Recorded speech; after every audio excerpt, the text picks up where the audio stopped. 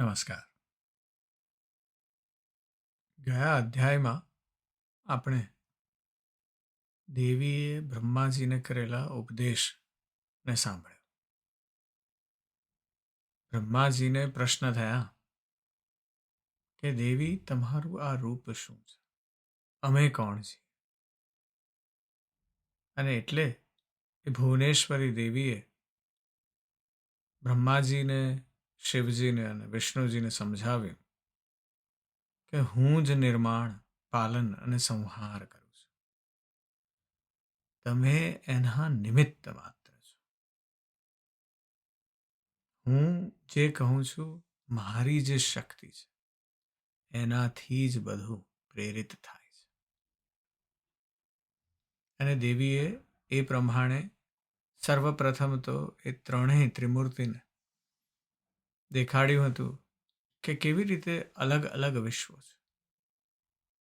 તેઓ માત્ર એક યુનિવર્સના પ્રતીક છે. એવા તો ઘણાય યુનિવર્સ છે.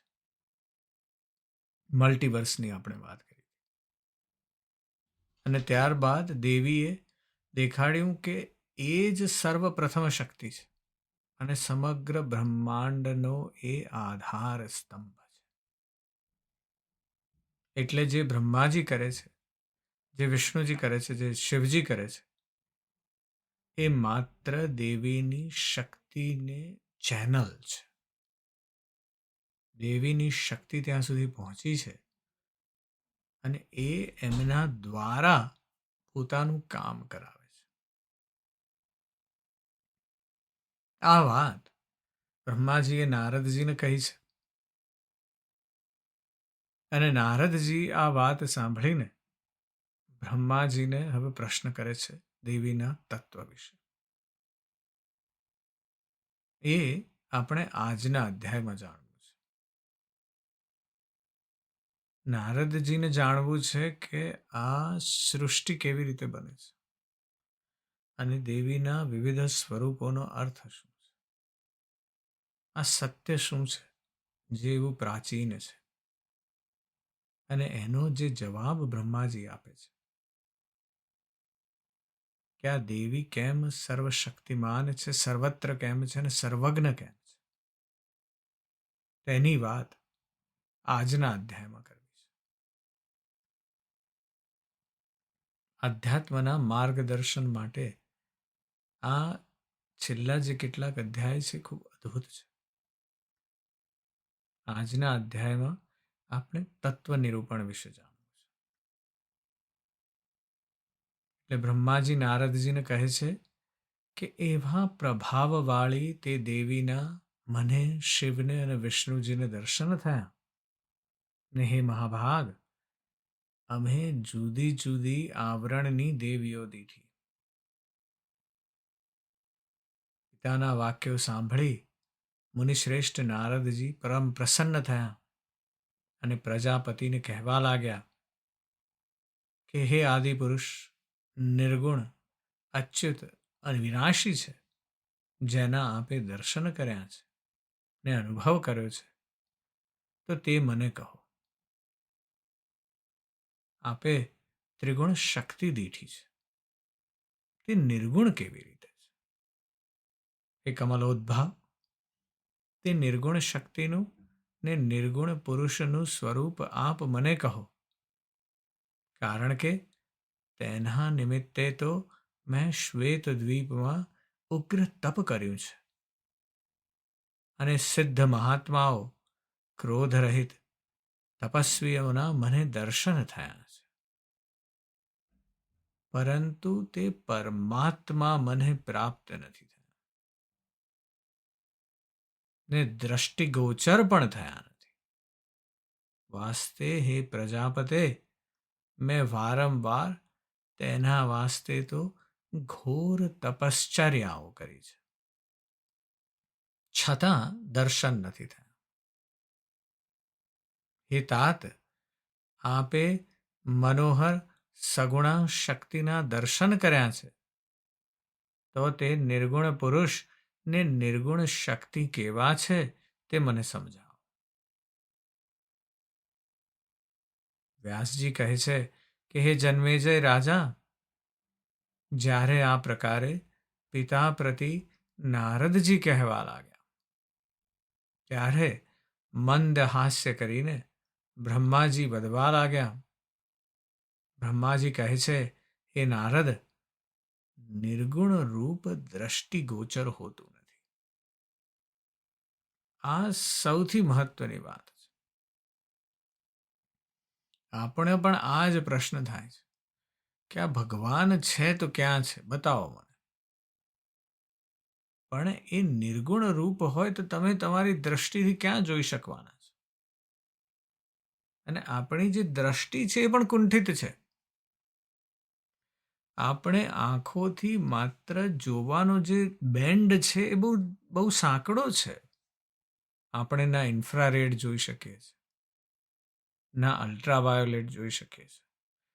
એટલે જાત જાતના મેક્રો અને માઇક્રો વેવ્સ જે છે, જે અત્યારે આપણી આસપાસ છે જ બધા, પણ એ આપણે કોઈ જોઈ શકતા નથી. એટલે આપણે એમ કહીએ છીએ કે ભગવાન હોય તો મને દેખાડો. પણ તમારી પાસે દ્રષ્ટિ તો હોવી જોઈએ ને. કુંઠિત દ્રષ્ટિ હોય તો તમે ગમે તેટલા તપ કરો, પણ એ કંઈ દેખાવાના જ નથી. અને આ જે નિર્ગુણ રૂપની, એટલે બ્રહ્માજીએ પ્રથમ વાક્યમાં જ એટલી મર્મની વાત કહી દીધી છે કે હે નારદ, નિર્ગુણ રૂપ દ્રષ્ટિગોચર હોતું નથી. કારણ કે જે દ્રશ્ય છે તે નશ્વર છે, અને અરૂપનું દર્શન કેવી રીતે થઈ શકે? આ તો નિર્ગુણ રૂપ છે, અરૂપ છે. એનું દર્શન કેવી રીતે કરી શકો? એને પામવું કેવી રીતે? આ નિર્ગુણ શક્તિ મહાદુર્ગમ છે. તેવી જ રીતે નિર્ગુણ પુરુષ પણ દુર્ગમ છે. એ ઉભયનો જ્ઞાન દ્વારા અનુભવ માત્ર થાય છે. અને એ પ્રકારે મુનિજનો ભાવના પણ કરે છે. અને આ ઉત્તમ વાત છે કે જો તમારે એ નિર્ગુણ રૂપને કે નિર્ગુણ પુરુષને કે નિર્ગુણ શક્તિને સમજવી હોય તો માત્ર એનો અનુભવ થઈ શકશે. અને અનુભવ બહુ પર્સનલ વાત છે. કોઈ એક જગ્યાએ તમે ઊભા હો તો તમને જે અનુભવ થાય એ તમારો અનુભવ છે. હમણાં પરિવાર સાથે ઇજિપ્ત જવાનું થયું અને ત્યાં પિરામિડ્સની પાછળ ઊભા છીએ. પણ એ પિરામિડને જે તમે જોઈ રહ્યા છો, હું જોઈ રહ્યો છું, મારા પરિવારજનો જોઈ રહ્યા છે, એ બધાનો અનુભવ સાવ જુદો છે. જ્યારે તમે પિરામિડને કોઈ વિડીયોમાં કે કોઈ પિક્ચરમાં કે કોઈ ઇમેજમાં જુઓ અને જ્યારે તમે એની સમક્ષ ઊભા રહીને જુઓ, એ અનુભવ છે. અનુભવો દરેકના જુદા છે. અને એ જ જગ્યાએ એ જ વસ્તુને જોનારી બે જુદી વ્યક્તિના અનુભવો પણ જુદા હોય છે. અને એટલા માટે જ મુનિજનો ભાવના કરે છે અનુભવની. એટલે હવે કોઈ તમને એમ કહે કે મને દેખાડો, જો તમે એને અનુભવી શક્યા છો, તો તમે તમારા અનુભવને બીજાને કેવી રીતે દેખાડશો? તમે બહુ બહુ તો એનું વર્ણન કરી શકો, દ્રશ્ય અથવા શ્રાવ્ય માધ્યમ દ્વારા. પણ એના સિવાય એને જોઈ જ ન શકાય. એટલે જો તમારી અંદર પાત્રતા નહીં હોય તો એ પરમાત્મા, એ પરમ પ્રકૃતિ તમે જોઈ જ ન શકો. કારણ કે એ તો અનુભવવાની વાત છે. અને એટલે બ્રહ્માજી કહે છે કે ઉભયનો જ્ઞાન દ્વારા અનુભવ માત્ર થાય છે. બ્રહ્માજી કહે છે, પુરુષ પ્રકૃતિને તું સર્વદા અનાદિ નિધન જાણ, ને તેઓ તો વિશ્વાસ માત્રથી જ જાણવા યોગ્ય છે, પણ અશ્રદ્ધાથી ક્યારેય પણ જાણી શકાતા નથી. અને આ જે છે એ ફેથનો વિષય છે, શ્રદ્ધાનો વિષય છે. કારણ કે શ્રદ્ધા હોય તો અનુભવ છે, શ્રદ્ધા ના હોય તો અનુભવ જુદા પ્રકારનો છે. અને એટલે જો એ પરમ તત્વમાં શ્રદ્ધા ન હોય તો તમે એને જાણી પણ શકવાના. શ્રદ્ધા એનું મૂળ છે. બ્રહ્માજી કહે છે કે સકળ ભૂતોમાં જે ચૈતન્ય છે તે જ પરાત્મા છે. એ નારદ, અનેક ભાવોમાં એ તેજ વ્યાપ્ત થઈ રહ્યું છે. અર્થાત તે પરાત્મા સર્વત્ર અનેક રૂપથી વ્યાપ્ત છે. તે ચૈતન્ય ને તેથી અભિન્ન શક્તિ સર્વત્ર વ્યાપ્ત છે. ને તેના વિના આ સંસારમાં કોઈ પણ વસ્તુ છે જ નહીં. આ દેહમાં પણ તે એકત્ર અવિનાશી ચૈતન્યનું સ્મરણ કરવું જોઈએ. એ ઉભય એકરૂપ ચિતાત્મા નિર્મળ અને નિર્ગુણ છે. જે શક્તિ છે તે જ આ પરમાત્મા છે. ને જે પરમાત્મા છે તે જ આ શક્તિ છે. ને હે નારદ, તે ઉભયમાં સૂક્ષ્મ અંતર પણ કોઈએ ન સમજવું. હે નારદ, સકળ શાસ્ત્રો તથા સર્વે સાંગોપાદ વેદો ભણ્યા પછી પણ જ્ઞાનના વિના તેમનો ભેદ જણાય છે. પણ વૈરાગ્ય થતાં વાસ્તવ ભેદ કોઈ નથી સમજતું. આ સ્થાવર જંગમાત્મક સકળ જગત અહંકારથી થયું છે. તેથી હે પુત્ર, સગુણ છે તે નિર્ગુણને નેત્રો દ્વારા કેવી રીતે જોઈ શકે? એ મહાબુદ્ધિ સંપન્ન, આટલા વાસ્તે જ્યાં સુધી યોગ્યતા ન હોય ત્યાં સુધી તમારે ચિત્તમાં સદા સગુણનો જ વિચાર કરતા રહેવું જોઈએ. એ મુનિશ્રેષ્ઠ, પિત્તથી ઢંકાયેલી આ જીભ અને આ નેત્ર કડવા રસને ને પીળા રંગને દેખે છે. ને તેઓ યથાર્થ રસરૂપને દેખી શકતા. એટલે આપણે જીભ પર જ્યારે કોઈ રસને મૂકીએ ત્યારે આપણે એ રસને સમજી શકીએ છીએ કે આ કયું છે, ખારું છે, ખાટું છે, કડવું છે. પણ એનો રંગ દેખાય છે. અને એવી જ રીતે જ્યારે તમે કોઈ વસ્તુને દેખી શકો છો ત્યારે તેની ગંધને સમજી શકો છો. અને એટલે આપણે માત્ર કુંઠિત દ્રષ્ટિ અને કુંઠિત સ્વરૂપથી જ બધું જોઈ રહ્યા છીએ. અને એટલે આપણે એ નિર્ગુણના રસરૂપને દેખી નથી શકતા.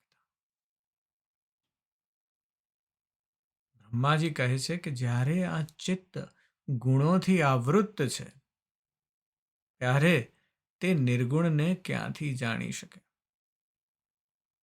ને વળી જે ચિત્ત અહંકારથી ઉત્પન્ન થાય છે તે નિરહંકાર કેવી રીતે થઈ શકે?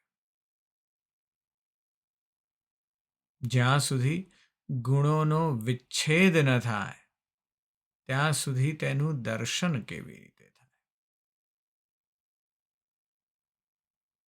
જ્યારે અહંકાર રહિત ચિત્ત થશે ત્યારે નિરહંકાર નિર્ગુણનું તેને દર્શન થશે. એટલે પહેલા તો અહંકાર મુક્ત થવું પડશે. હવે અહંકાર મુક્ત થવું તો આપણા માટે કેટલું અઘરું છે આપણને જાણ જ છે. અને જ્યારે એવા થઈશું ત્યારે જ એ નિરંકાર નિર્ગુણનું દર્શન થશે. ત્યાં સુધી તો શક્ય જ નથી. એટલે જ્યાં સુધી પેલો હુંપણાનો ભાવ બનેલો રહેશે ત્યાં સુધી આગળ વધવાની કોઈ શક્યતા જ નથી.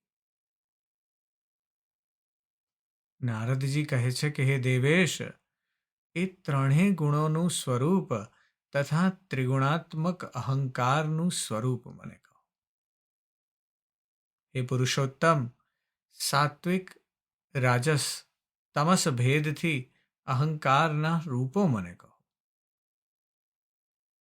જેના જાણવાથી મારી મુક્તિ થાય તેવું જ્ઞાન મને કહો, તથા વિભાગપૂર્વક મને ગુણોના લક્ષણ પણ કહો. બ્રહ્માજી કહે છે કે હે પાપ રહિત, એ ત્રિગુણી ત્રણ અહંકારની હું એક જ્ઞાન શક્તિ, બીજી ક્રિયા શક્તિ ને ત્રીજી અર્થ શક્તિ છે. સાત્વિક અહંકારની જ્ઞાન શક્તિ, રજોગુણ અહંકારની ક્રિયા શક્તિ ને તમોગુણની દ્રવ્ય શક્તિ કહેવાય છે. હે નારદ, સાંભળ, તને હું તત્વથી તેઓના કાર્યો કહું છું. તમોગુણી દ્રવ્ય શક્તિથી શબ્દ, સ્પર્શ, રૂપ, રસ અને ગંધ એ પાંચ તન્માત્રા થાય છે. આકાશનો શબ્દ જ એક ગુણ છે. વાયુનો સ્પર્શ ગુણ છે.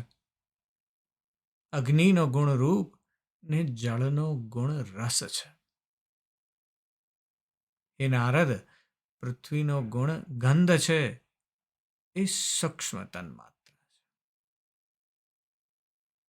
આકાશાદિ સ્થૂલભૂત ને શબ્દાદિ સ્થૂલભૂત છે. આ 10 પદાર્થો દ્રવ્ય શક્તિવાળા છે ને તે તામસ અહંકારની વૃત્તિવાળું આ બ્રહ્માંડ થાય છે.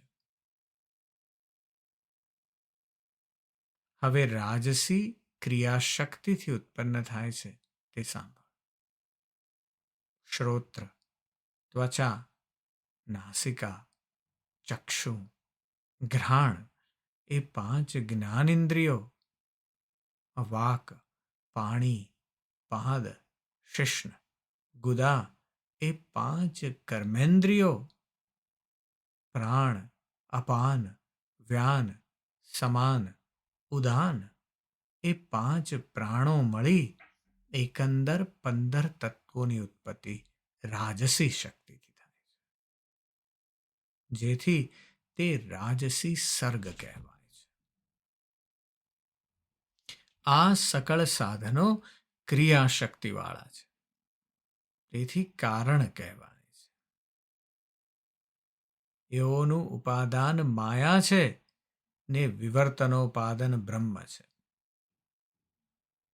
હવે જ્ઞાન શક્તિવાળા જે સર્ગો છે તે સાત્વિક સર્ગો કહેવાય છે. દિશા, વાયુ, સૂર્ય, વરુણ, અશ્વિની કુમાર આ 5 અનુક્રમે જ્ઞાનેન્દ્રિયોના અધિષ્ઠાતા દેવતાઓ છે. ચંદ્રમા, બ્રહ્મા, રુદ્ર, ક્ષેત્રજ્ઞ એ અનુક્રમે મન, બુદ્ધિ, ચિત્તને અહંકાર ભેદવાળા અંતકરણના અધિષ્ઠાતા દેવતા છે.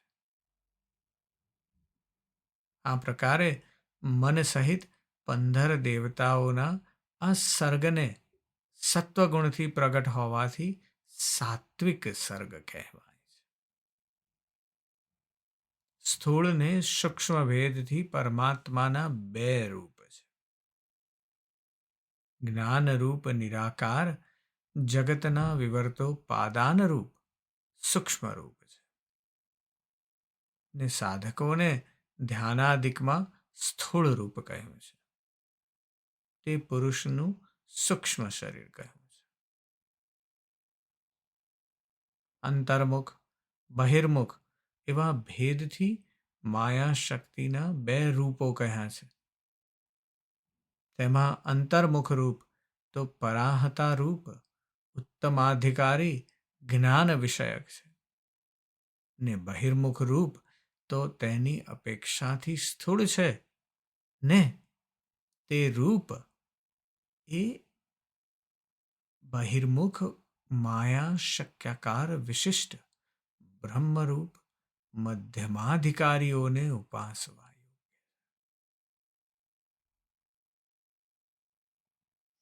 મારા શરીરને સૂત્રાત્મા રૂપ કહેવાય છે ને પરમાત્મા બ્રહ્મનું સ્થૂળ શરીર કહેવાય છે.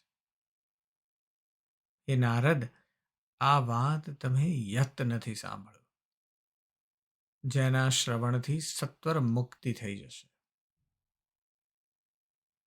તન્માત્રા ભૂત સૂક્ષ્મની પહેલા મેં તમને કથા કહી છે. પંચીકરણ દ્વારા આ 5 ભૂતોની ઉત્પત્તિ છે. તે પંચીકરણનો ભેદ તમે સાંભળો.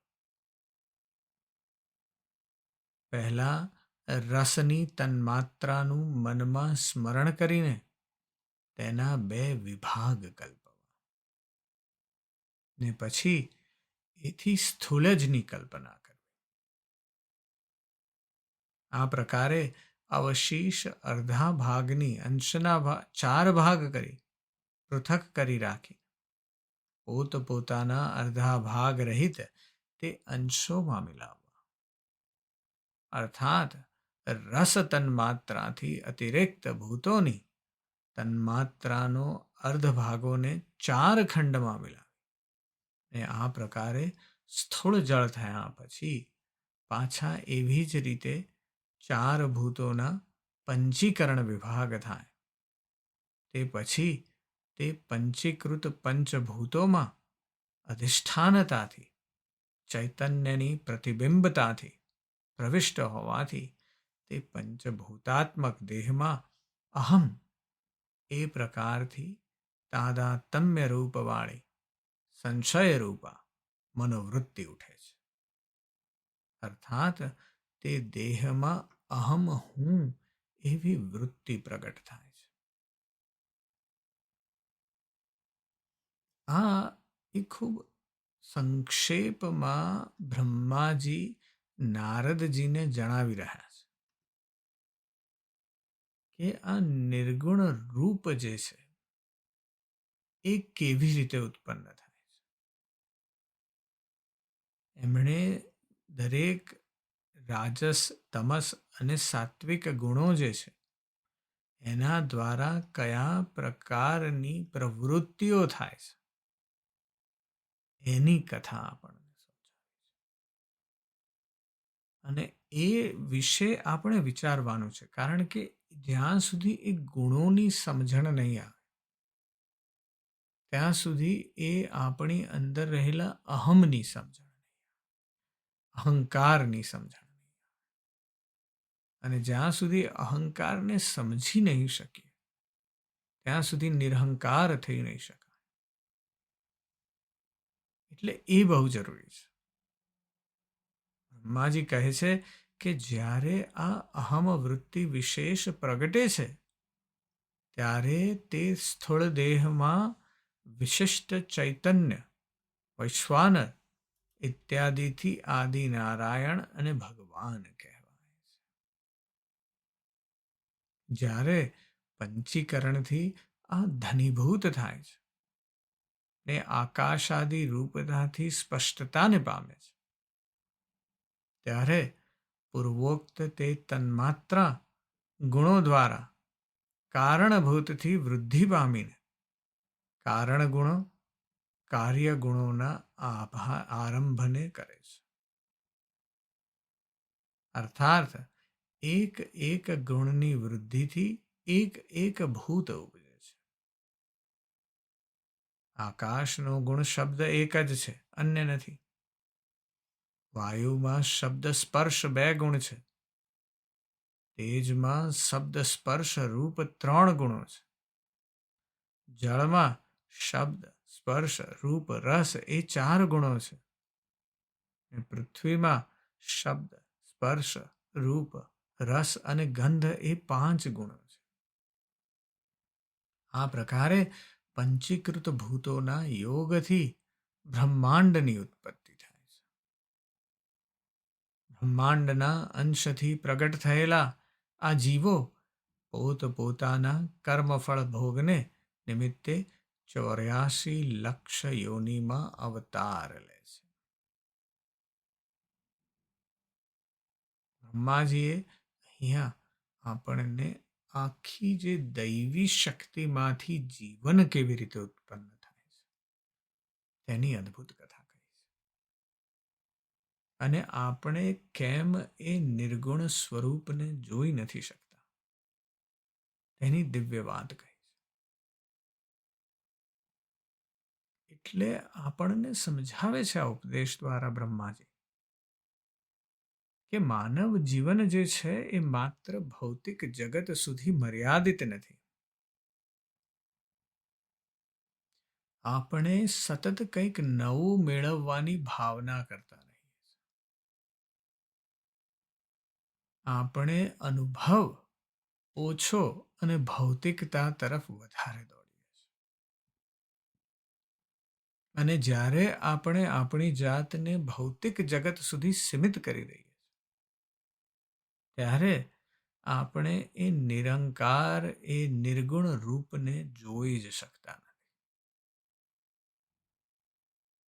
એટલે જો આપણે એ દૈવી શક્તિને સમજવી હોય તો સર્વપ્રથમ અહંકારથી દૂર થવું પડશે.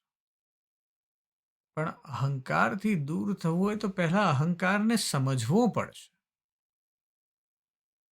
અને અહંકારને ત્યારે જ સમજી શકાશે જ્યારે આપણે ભૌતિક જગતથી ધીમે ધીમે આઘા થતા જઈએ. અને જ્યારે આઘા થઈશું ત્યારે જ એ દૈવી શક્તિમાં જીવનને સ્થિર કરી શકીશું.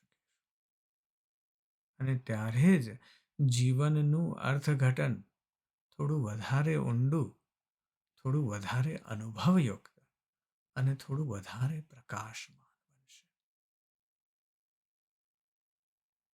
એટલે આ વાત તરફ ખૂબ મનનથી અને ખૂબ ચિંતનથી વિચાર કરજો. આજે બસ આટલું જ.